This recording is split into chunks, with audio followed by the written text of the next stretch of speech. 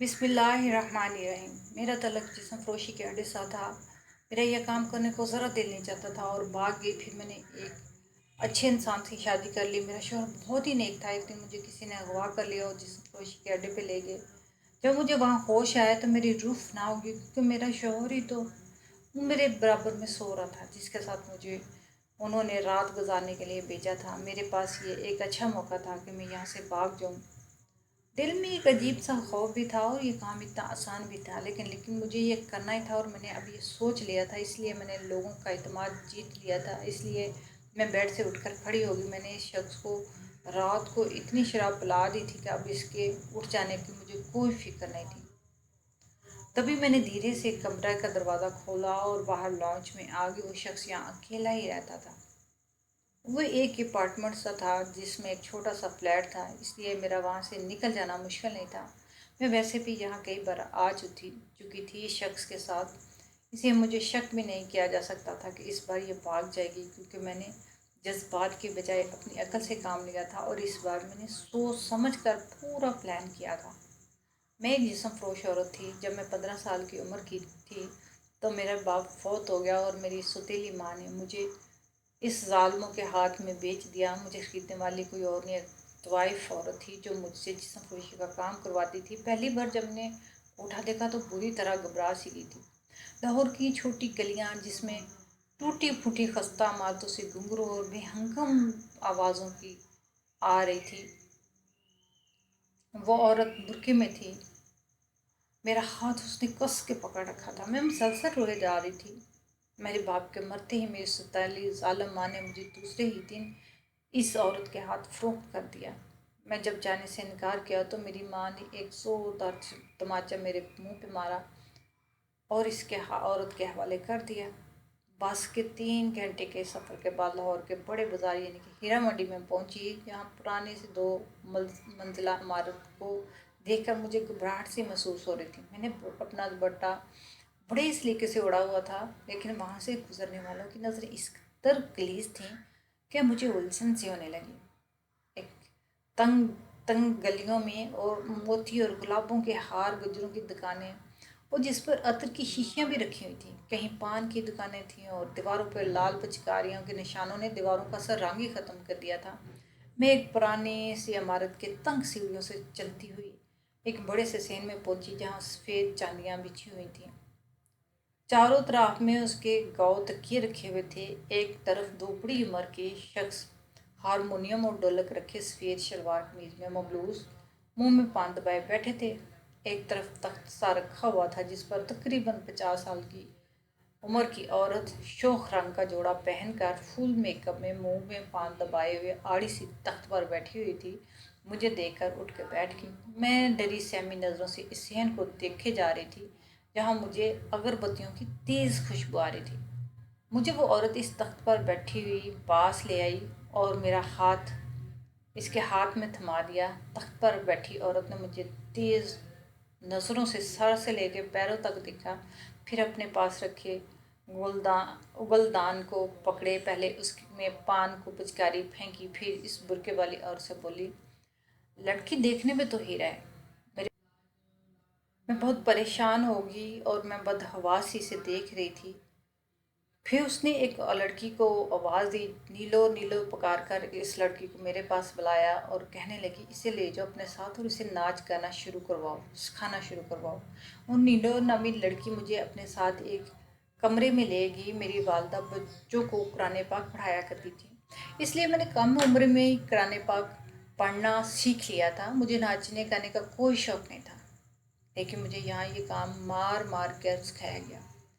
6 माह के बाद मेरा पहला रक्स करवाया गया और इसके बाद मेरी बोली लगने शुरू हो गई। मैं 16 साल की बिना थी जब मेरी इज्जत को पमाल किया गया।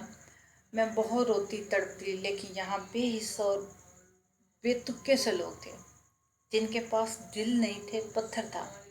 मुझे नमाज पढ़ने की आदत थी। मैं नमाज नहीं छोड़ा करती थी, रो रो के अल्लाह से अपनी इज्जत की हिफाजत की दुआएं भी करती रहती थी। पहली बार मैंने अंधेरे में भागने की कोशिश की तो पकड़ी गई।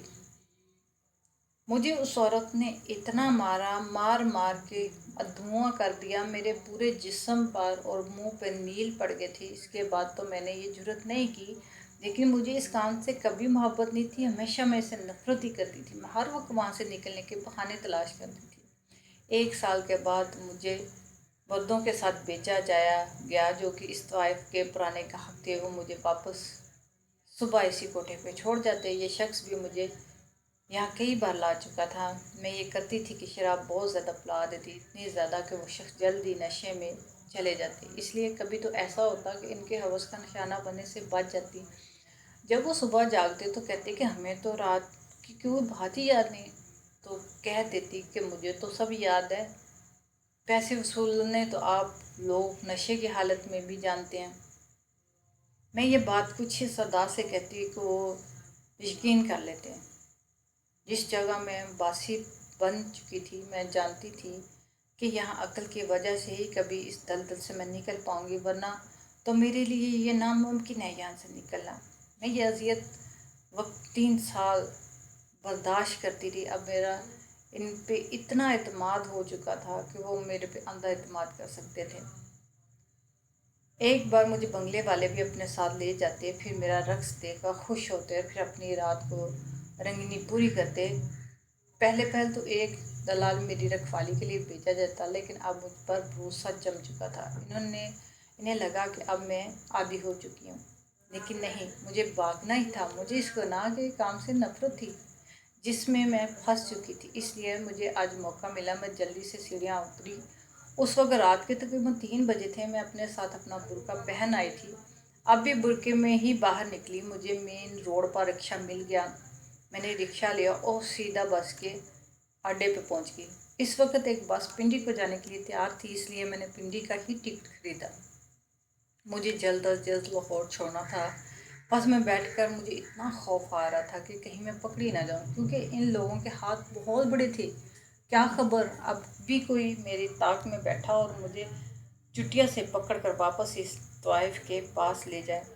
बुर्का नकाब भी मुझे अपना चेहरा बेहजाब सा लग रहा था, जैसे कोई मुझे नकाब में भी पहचान ले गए। शायद मैं कुछ ज़्यादा ही डर गई थी। मेरा दिल खौफ के मारे फटफटा रहा था। बस जब तक चली ना पड़ी, मुझे अपनी जान सूली पर लटकी हुई महसूस हो रही थी। जैसे जैसे मैं लाहौर से दूर जा रही थी, मेरा सांस बहाल होता जा रहा था। पिंडी पहुंचकर मैं कुछ पुरस्कून सी थी। जिसे मैं बस से उतरी, वहाँ रिक्शे और टैक्सियाँ खड़ी थी। अब मुझे ये समझ नहीं आ रहा था कि मैं जाऊँ कहाँ। मेरे पास तो कुछ भी ना था। पैसे बस इतने ही थे, बस के टिकट खरीद लेती और उस शख्स के बटवे से इतने ही निकले थे जिसके फ्लैट से मैं निकल कर भागी थी। बहुत से रिक्शे टैक्सियों वाले मुझसे पूछने लगे कि मुझे कहाँ जाना है। मैंने कहा कि मेरा पैदल का रास्ता है। सुबह सुबह का वक्त था, मुझे भूख भी लगने लगी थी और मेरा पर्स बिल्कुल खाली था। मैं बिना किसी रास्ते का तयन किए ही चलती जा रही थी और दाएं बाएं देख रही थी। बहुत घर बने हुए थे। मुझे नौकरी की ज़रूरत थी। मैं घर काम कर लिया करती थी ताकि मैं इज़्ज़त की ज़िंदगी शुरू कर सकूं। मैं एक गली के अंदर दाखिल हुई, चंद घरों से पूछा, लेकिन उन्होंने काम देने से इनकार कर दिया। अभी कुछ ही दूर गई थी तो मुझे महसूस हुआ कोई मेरा पीछा कर रहा है। मैंने पलट कर देखा तो एक शख्स वाकई मेरे पीछे आ रहा। मैं थोड़ी सी घबरा गई और तेज़ कदम बढ़ने लगी तो उस शख्स ने मुझे पकाना शुरू कर दिया कि मेरी बात सुनो। मुझे लगा कि शायद मुझे नकाब में कोई शख्स पहचान चुका है, शायद ये उसी औरत का भेजा हुआ आदमी है। इससे पहले कि मैं सुनिए, आपको नौकरी की ज़रूरत है और मुझे नौकरानी की अशद ज़रूरत है। और वो सुन चुका था कि मैं लोगों से काम मांग रही थी। मेरे कदम वहीं रुके। वो शख्स मुझसे चंद कदम पीछे था। उसने फ़ौरन मेरे पास आ गया और कहने लगा, मुझे अपने घर के लिए एक मुलाजमा चाहिए, लेकिन देर रात के लिए। लेकिन मैंने इस इलाके का रहायशी भी नहीं हूँ, बस यहाँ किसी दोस्त से मिले हैं। आपको काम मांगते देखा तो सोचा कि आप भी ज़रूरतमंद है और मुझे भी किसी काम वाले की ज़रूरत है। मैं शख्स को गौर से देख रही थी। पता नहीं झूठ बोल रहा सच बोल रहा है। मुझे भी हकीकत तो ये थी कि मुझे भी काम की अशद ज़रूरत थी। आप कहाँ रहते हैं? मैंने पूछा, आप कहाँ रहते हैं? तो कहने लगा, कुछ फासले पे मेरा घर है, अगर आप मेरे साथ चले तो मैं आपको घर दिखा देता हूँ। कुछ देर में ये सोचती रही कि क्या करूँ और क्या ना करूँ। फिर सोचा कि चली ही जाती हूँ। मैंने कहा, चलें दिखाएं कहाँ घर है आपका। वो मेरे साथ चलने लगा। मुझे हैरत का झटका उस वक्त लगा जब उसने मेन रोड पर पहुँचा टैक्सी वाले को रोका और इसे अपने घर का पता समझाने लगा। तो क्या वो यहाँ करीब में नहीं रहता? फिर मुझे कहने लगा, अब टैक्सी की पिछली निश्त पर बैठ जाएं। अब तो मुझे इस पर शक सा होने लगा। मुझे बैठते ही कुछ हिचकिचाहट सी हुई कि ये ना हो कि आसमान से गिरी खजूर में अटकी वाली मिसाल हो जाए कि ये मेरे साथ कुछ गलत ना कर बैठे। वो शायद मेरे खौफ को समझ गया था। कहने लगा, मैं बहुत शरीफ आदमी हूँ, मेरा भरोसा करिए, मुझे वाकई एक मुलाजमा की ज़रूरत है। मैं न जाने क्यों टैक्सी में बैठ की, शायद इसलिए कि दूसरा कोई रास्ता नहीं था, इसलिए सोचा कि खुद को किस्मत पर छोड़ देती हूँ। मैं टैक्सी में बैठ के 15 से 20 मिनट की मुसाफत के बाद टैक्सी एक घर के पास जाके रुकी। नीचे उतरी उस शख्स ने भी टैक्सी वाले को पैसे दे दिया और मुझे एक घर में ले गया। दूसरा हैरत का झटका उस वक्त मुझे लगा जब पता चला कि शख्स अकेला ही रहता है, इसके अलावा कोई और इसमें रहता नहीं। मैं बुरी तरह घबरा गई थी। मैंने कहा, मुझे वहाँ काम करना है जहाँ कोई औरत हो ना। वो आदमी कहने लगा कि आप परेशान ना हो, मैं अकेला ही यहाँ रहता हूँ, मैं यहाँ जॉब करता हूँ और मेरे घर वाले गांव में रहते हैं। देखिए मेरी बात सुने, मैं एक शरीफ इंसान हूँ, पूरा दिन घर से बाहर रहता हूँ, आपको मुझसे कोई मसला नहीं होगा। आप सफाई करें, कपड़े धुलाई करें, खाना वगैरह पकाएं, सब कुछ बना दीजिएगा। मैं रात को 10 बजे ही लौटता हूँ।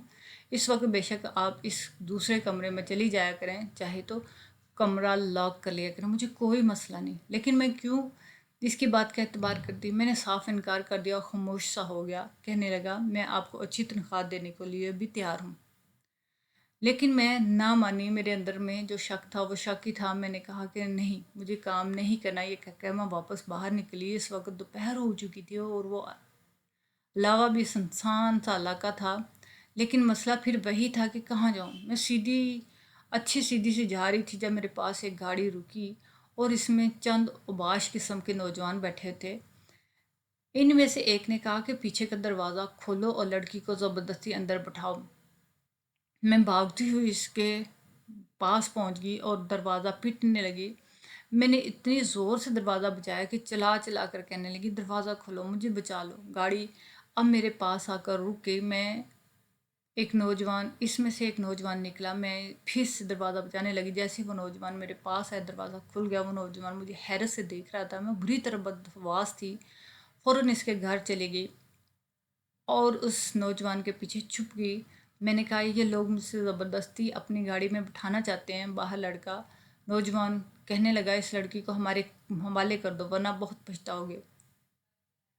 इस गाड़ी से बाकी दो नौजवान भी उतरकर घर के पास आ गए। लेकिन वो नौजवान बड़ा मुतमिन खड़ा था जिसके पीछे मैं छुपी हुई थी। अपनी सलामती चाहते हो तो वापस ले जाओ और दोबारा मुझे इधर नज़र मत आना, वरना जो हशर करूँगा तुम लोगों का, वो तुम्हारी शक्लें भी नहीं पहचान पाओगे। इसके बाद उस नौजवान ने जेब से एक कार्ड निकाला, उन्हें दिखाया। वो नौजवान एक पुलिस इंस्पेक्टर था।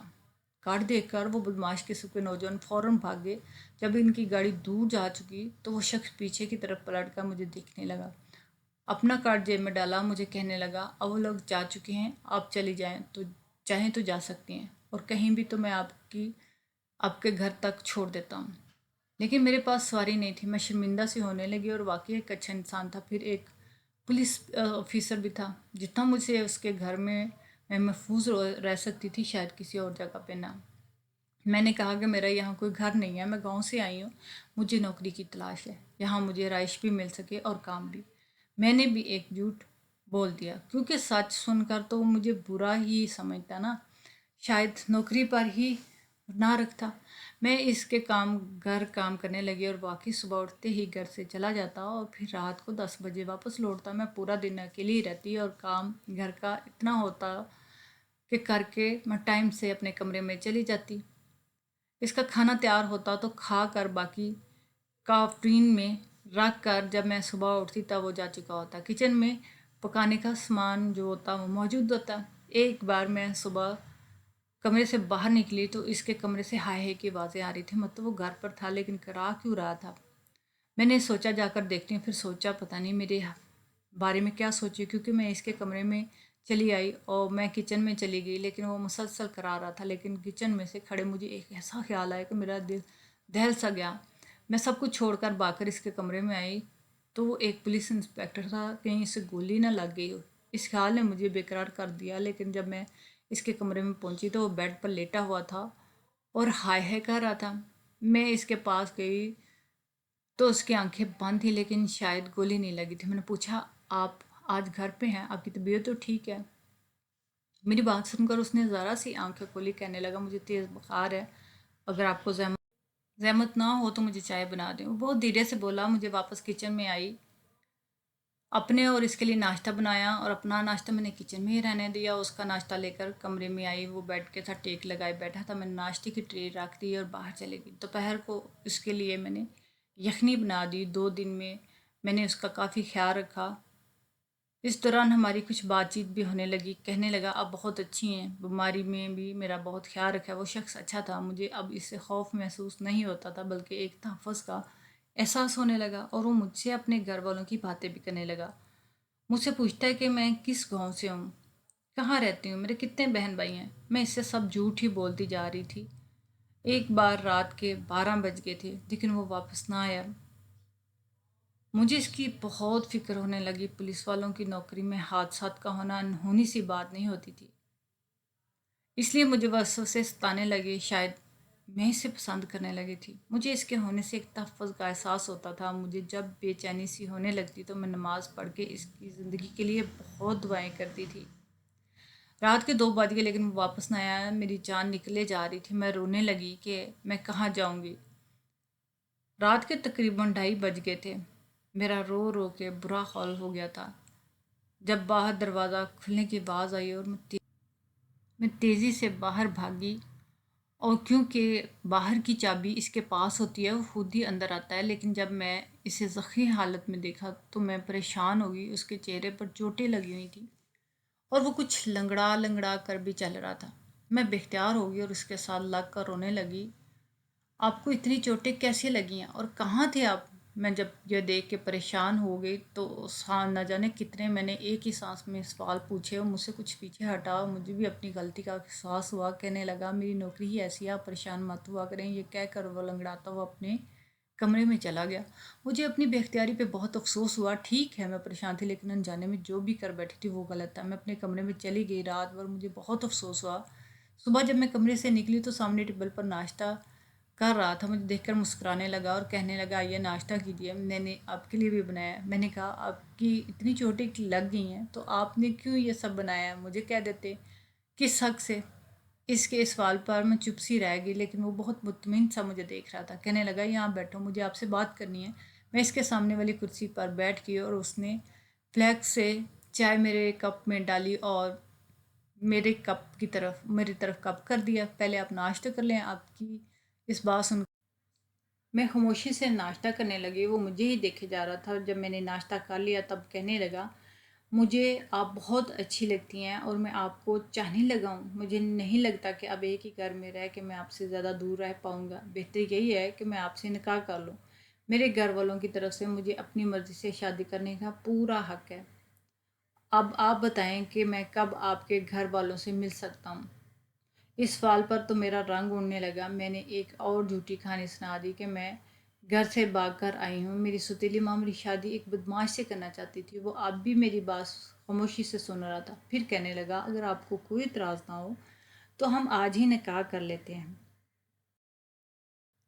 میں نے اسے رضامندی دے دی۔ میں بہت خوش تھی۔ آخر کار مجھے عزت کی زندگی ملنے لگی تھی جس کی آرزو ہم جیسی بہت سی لڑکیوں کے دلوں میں ہوتی ہے، لیکن اس خواہش کو دل میں رکھے ہم لوگوں کی عمریں بیت جاتی ہیں، لیکن کوئی بھی ہمیں ایسی زندگی عزت کی نہیں دے پاتا۔ اگر میں اسے بتا دیتی کہ میں کون ہوں تو مجھ سے نفرت کرتا اور شادی بھی نہ کرتا۔ ہمارا نکاح ہو چکا تھا، میں اس کے ساتھ بہت خوش تھی، وہ میرا بہت خیال رکھتا تھا، لیکن شاید ہم جیسی لڑکیوں کی خوشیوں کی مدت بہت کم ہوتی ہے۔ ایک دن وہ گھر پر آیا تو بہت پریشان تھا۔ کہنے لگا جلدی سے تیار ہو جاؤ، یہ گھر چھوڑنا ہے۔ میں نے وجہ پوچھی تو کہنے لگا ابھی وجہ بتانے کا وقت نہیں ہے۔ میں تیار ہو گئی۔ ہم لوگ اسلام آباد چلے گئے۔ وہاں ایک چھوٹا سا گھر کرائے پہ لے لیا۔ میں نے اپنے شوہر سے بہت بار یہاں آنے کی وجہ پوچھی لیکن اس نے کہا کہ میری نوکری کچھ ایسی ہے، لیکن نہ جانے کیوں وہ اب پریشان سا رہنے لگا۔ میں نے اس سے بات بھی کی اور کرتی رہتی لیکن وہ نہ جانے کہاں کھو جاتا۔ ایک بار باہر دروازہ بجا۔ دوپہر کا وقت تھا۔ میرا شوہر اس وقت گھر نہیں آیا تھا۔ میں نے جیسے دروازہ کھولا سامنے وہی عورت کھڑی تھی جس کے کوٹھے پہ میں کام کرتی تھی۔ اسے دیکھ کر میری روح فنا ہوگی۔ میری بدقسمتی میرا پیچھا نہیں چھوڑ رہی تھی، وہ مجھے مارے ہوئے اپنے ساتھ لے گئی۔ میں روتی بلکتی اس کی منتیں کرتی لیکن مجھے چھوڑ دو، لیکن اس نے میری ایک نہ سنی۔ میں واپس کوٹھے پر پہنچ گئی۔ مجھے اس عورت نے بہت مارا، مار مار کہنے لگی، یہاں آنے کے بہت سے راستے ہیں لیکن جانے کا بس ایک ہی راستہ ہے اور وہ یہاں سے موت۔ میں روتی رہی۔ میری اذیت کے دن پھر سے شروع ہو گئے، لیکن جو کچھ میرے ساتھ رات کو ہوا اس سے بہتر تھا کہ میں مر جاتی۔ میرے داخل ہونے والا میرا گاہک میرا شوہر تھا۔ اسے دیکھ کر مجھے لگا کہ مجھے لینے آیا، لیکن اس کے پیچھے سے مسکراتی ہوئی کوٹھے کی مالکن عورت دیکھ کر میں ٹھٹ سی رہ گئی۔ وہ اندر آ کر بولی کہ تمہیں کیا سمجھتی کہ تو فلیٹ سے بھاگے گی اور مجھے خبر نہ ہوگی؟ میں نے اسے تیرے پیچھے جاسوس بنا کر لگایا تھا، یہ تیرے پیچھے سائے کی طرح رہتا ہے۔ تیری باس میں بھی یہاں نوکری لینا چاہتی تھی، وہاں بھی تمہارے ہر جگہ پہ اپنے گھر لے گیا، تجھے نوکری بھی دی ہمارے کہنے پر۔ یہ کوئی پولیس والا نہیں۔ یہ سن کر تو میرا جی چاہا کہ زمین پھٹ جائے اور میں اس میں سما جاؤں، اتنا بڑا دھوکہ دیا اس نے مجھے۔ وہ چپ تھا، اب بھی چپ تھا، میرے سامنے کھڑا تھا۔ اس کے پاس چلی گئی۔ میں نے کہا، کیا تم نے میرے ساتھ اتنا بڑا دھوکہ کیوں کیا؟ مجھے اسی وقت وہاں لے آتے تو مجھے اتنا دکھ نہ ہوتا۔ میں نے مردوں کا بس ایک ہی روپ دیکھا تھا اور وہ تھا ایک ہوس کا مارا ہوا درندہ نما مرد، لیکن تم دیکھ کر میری سوچ ہی بدل گئی۔ مجھے لگا کہ مرد انسان بھی ہوتے ہیں، شریف النفس بھی ہوتے ہیں۔ تمہارے روپ میں جس مرد کو میں نے دیکھا مجھے اس سے محبت سی ہو گئی تھی۔ کاش تم میرے سامنے نہ آتے، تم میرے سامنے کبھی نہ آتے، میرے دل میں تمہاری عزت باقی رہتی۔ میں رونے پر باتیں سنانے بھی جا رہی تھی، وہ چپ تھا۔ کچھ ہی دیر میں پولیس کی موبائل کی آواز آنے لگی۔ اس عورت کی رنگت اڑنے لگی اور کہنے لگی، کہاں سے آ گئی؟ میرے شوہر نے کہا، میں نے بلوائی ہے۔ پولیس وہاں پہنچ چکی تھی۔ اس نے جیب سے نکاح نامہ نکاح کا دکھایا، میری بیوی ہے اس لیے میں اسے لینے آیا ہوں۔ اس عورت نے مجھ سے چوری چھپے میری بیوی کو اغوا کیا اور یہاں لے آئی ہے۔ وہ عورت کو حیران پریشان ہو کر دیکھ رہی تھی ہم دونوں کو۔ کیوں جھوٹ بول رہے ہو؟ لیکن پولیس اس عورت کو اپنے ساتھ لے گئی تھی۔ وہ میرے پاس آ کر کہنے لگا کہ میں ایک جاسوس ہوں، پیسے لے کر جاسوسی کرتا ہوں۔ پولیس والے بھی میری اچھی واقفیت ہے کیونکہ میں ان کے لیے بھی جاسوسی کرتا ہوں۔ مجھے 50 عورت نے تمہاری جاسوسی پر لگایا تھا۔ میں نے سب کچھ پیسوں کے لیے ہی کر رہا تھا، لیکن نہ جانے کب مجھے تم سے محبت ہو گئی۔ تم نے میری بیماری میں میرا خیال رکھا، میرے زخم دیکھ کر تم پریشان ہوئی۔ اس دن میں نے رات بھر سویا نہ پایا۔ میں نے سوچا تھا کہ تم کو کوئی بتائی نہیں ہو۔ تم اگر گناہ کیا ہے تو اپنی مرضی سے نہیں کیا بلکہ مجبور اور جبراً کیا، اس لیے سوچا کہ ایک نکاح ہی ایسا راستہ ہے جس سے میں تمہیں اس دلدل سے نکال سکتا ہوں۔ اب تم میرے ساتھ عزت کی زندگی جی سکتی ہو بنا کسی خوف کے۔ اس کی بات سن کر میری آنکھوں میں آنسو بہنے لگے، لیکن اس بار یہ خوشی کے آنسو تھے۔